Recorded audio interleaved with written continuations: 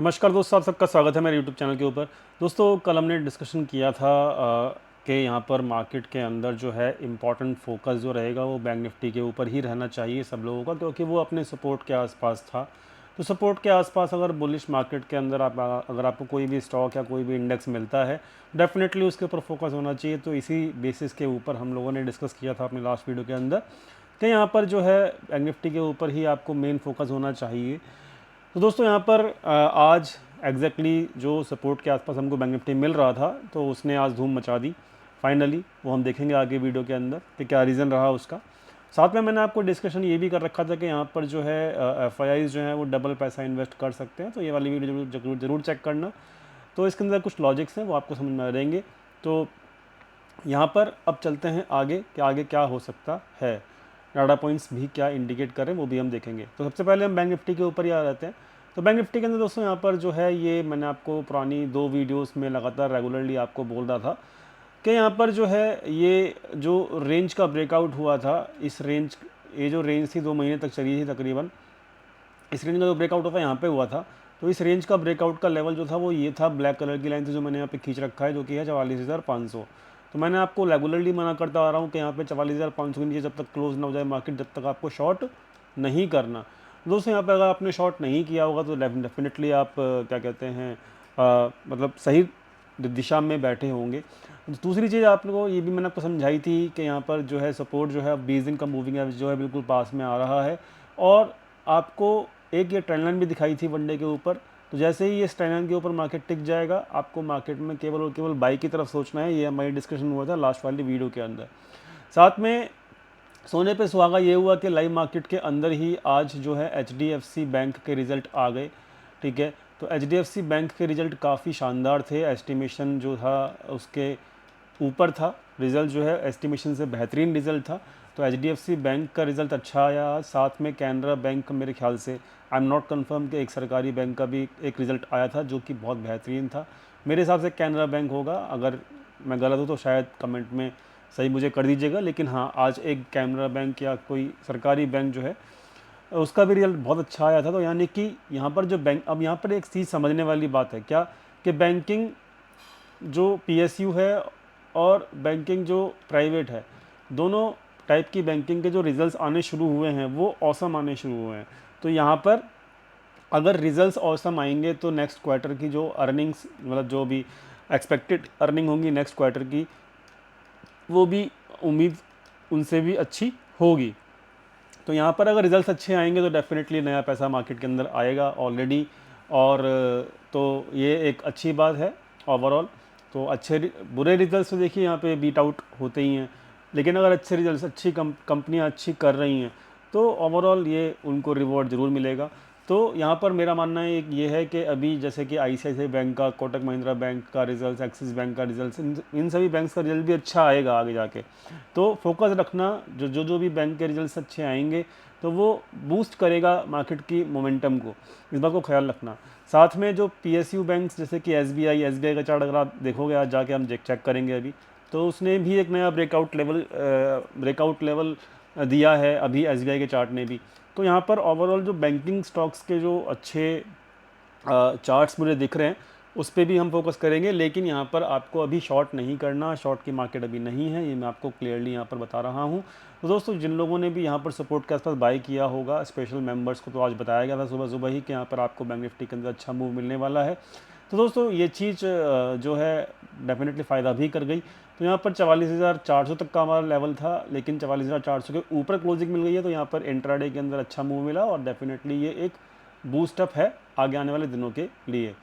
दोस्तों, bank Nifty जो है ओवरऑल जो है बुलिश है, प्राइस जो है बुलिश है। और जो ये लेवल है 44,400, 45,400 यहाँ तक एक्सपेक्टेड था, लेकिन मार्केट इसके ऊपर गया और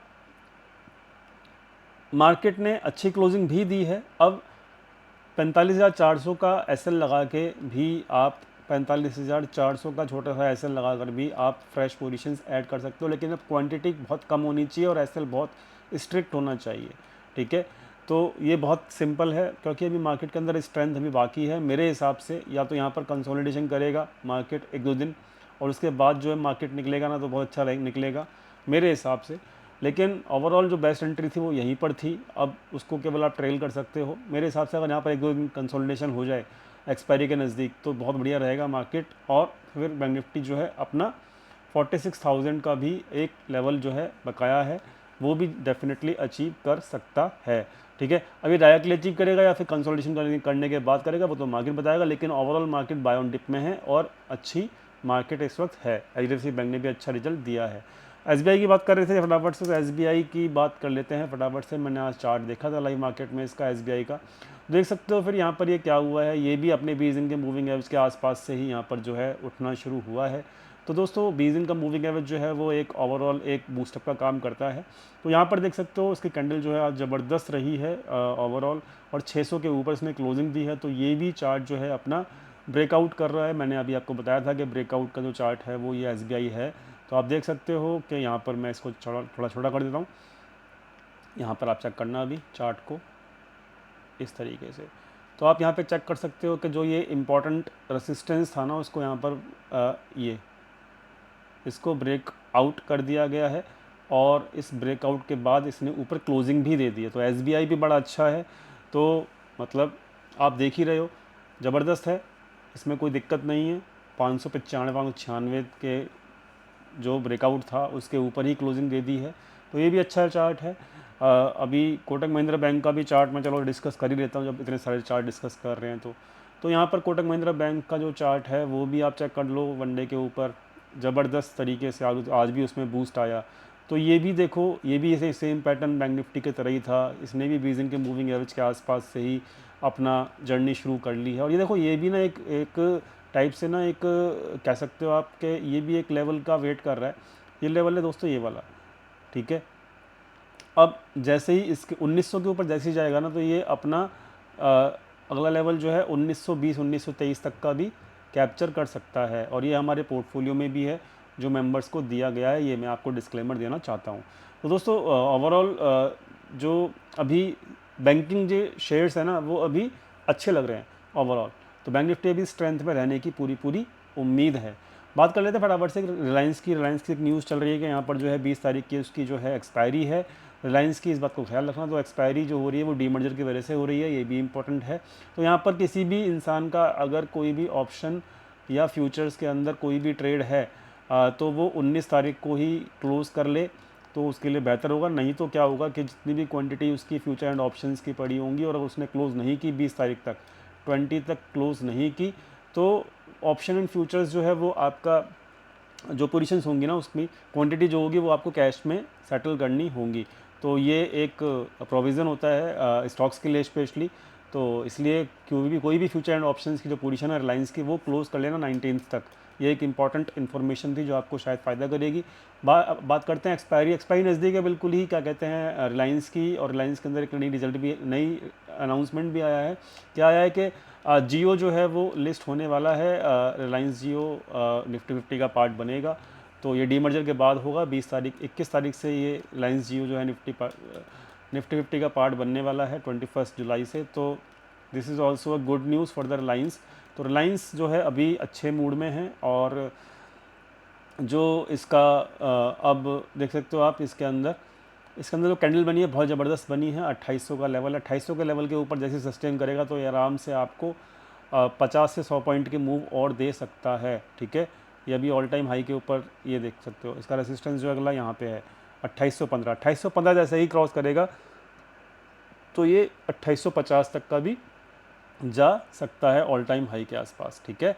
तो अभी इसके अंदर भी अच्छी कैंडल है। इसके अंदर भी देखिए यहाँ पे कैंडल के नीचे जो है आपको वॉल्यूम भी दिखेगा। तो वॉल्यूम भी अच्छा है। सब ओवरऑल हर चीज़ ठीक है। Reliance, HDFC bank, ICICI bank, Kotak Mahindra bank सारे के सारे अच्छे प्लेस्ड हैं, ठीक है।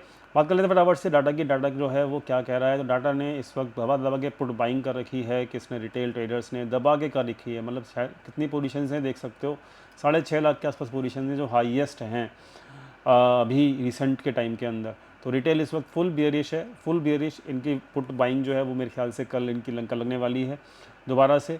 एफआईआई जो है वो लॉन्ग करे जा रहा है। तो इसमें कोई डाउट नहीं होना चाहिए, काफ़ी टाइम से लॉन्ग कर रहा है। तो 1.5 लाख के आसपास इनकी पोजीशंस हैं। ओवरऑल अब जैसे जैसे मार्केट ऊपर जा रहा है, डीआईज अपनी हेज पोजीशंस बढ़ा रहे हैं, तो ये लोग न्यूट्रल हैं क्योंकि ये अपनी हेज पोजीशंस बढ़ा रहे हैं। हेज बढ़ाना पोजीशंस को कोई दिक्कत नहीं होती क्योंकि ये लोग इन्वेस्ट भी करते हैं इक्विटी के अंदर, तो इक्विटी के अगेंस्ट में ये लोग हैच कर रहे हैं। ओवरऑल जो डाटा है वो रिटेल का बेरिश है, एफआईआईज का जो बुलिश है, तो ओवरऑल डाटा आज का वो भी बुलिश ही माना जाएगा।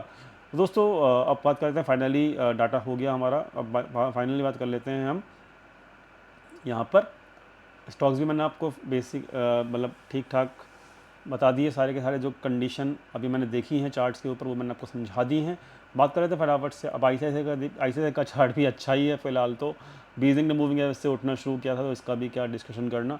ओवरऑल सारे बैंकिंग जो चार्ट्स हैं वो अच्छे हैं फ़िलहाल तो, ठीक है। निफ्टी का फाइनली डिस्कशन कर लेते हैं। निफ्टी जो है वो अब अपने निफ्टी में देखिए सिंपल, मैंने आपको कहा था कि इसमें शॉर्ट बिल्कुल भी नहीं करना, बिल्कुल भी नहीं करना। जो हमारा लेवल था वो 303 का था, अब 303 का लेवल जो है हमारा 360 पे आ चुका है। तो जैसे जैसे ये लेवल ऊपर बढ़ रहा है ना, तो आपको शॉर्ट तो बिल्कुल सोचना ही नहीं, जब तक ये वो लेवल है दोस्तों, जब ये लेवल जो है जब तक कटेगा नहीं तो आपका ट्रेंड रिवर्स होगा नहीं। तो ये 360 का लेवल है, अभी जो करंट में है, तो 360 जब तक नहीं कटे नीचे की तरफ, आपको तो शॉर्ट के बारे में सोचना भी नहीं है। बात करते हैं फटाफट से कि अब ये रेसिस्टेंस जो यहाँ पे फेस हो रहा था, इसका भी ब्रेकआउट हो चुका है निफ्टी के अंदर। तो ये ब्रेकआउट जो है वो कम से कम देख सकते हैं यहाँ पे, ये देखो 526 और 300, तो 300 200 225 250 पॉइंट का जो ब्रेकआउट है, तो 550 प्लस 600 800। तो यहाँ पर जो टारगेट निकल के आ रहा है, वो जो ब्रेकआउट 250 पॉइंट का जो ये रेंज का ब्रेकआउट है, वो 250 पॉइंट अगर टारगेट निकल के आएगा तो निकल के आएगा दोस्तों 19,800 के आसपास कह रहा हूँ, ठीक है। तो 19,800 के आसपास ही इसमें हॉल्ट लगना चाहिए, उसके पहले नहीं लगना चाहिए मेरे हिसाब से। तो वहाँ पर थोड़ी बहुत प्रॉफिट बुकिंग करना चाहो तो कर सकते हो, क्योंकि एक्सपायरी भी नज़दीक होगी। तो बाकी ट्रेल करना चाहो तो ट्रेल भी कर सकते हो, जो आपकी मर्जी, शॉर्ट नहीं करना लेकिन केवल, ठीक है। तो निफ्टी के अंदर ओवरऑल सिचुएशन मैंने आपको समझा चुका हूँ। तो बस रिलायंस के ऊपर ख्याल रखना, रिलायंस की पोजीशन आपको स्क्वायर ऑफ करनी है अगर आपके ऑप्शंस एंड फ्यूचर्स में कोई भी पोजीशंस हैं तो। अदरवाइज़ ओवरऑल डाटा हर चीज़ ठीक है, बाकी सब कुछ ओके है। ऑप्शन चेन भी जो है वो भी मतलब ठीक ही है, क्योंकि ऑप्शन चेन के अंदर मैं आपको बता देता हूँ सिंपल कि ऑप्शन चेन में एफआईआईज ने जो है वो पुट राइटिंग कर रखी है।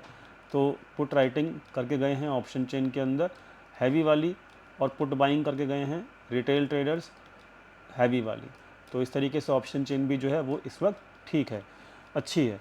तो overall sentiment is good, all time high नया आ चुका है, मुबारक हो।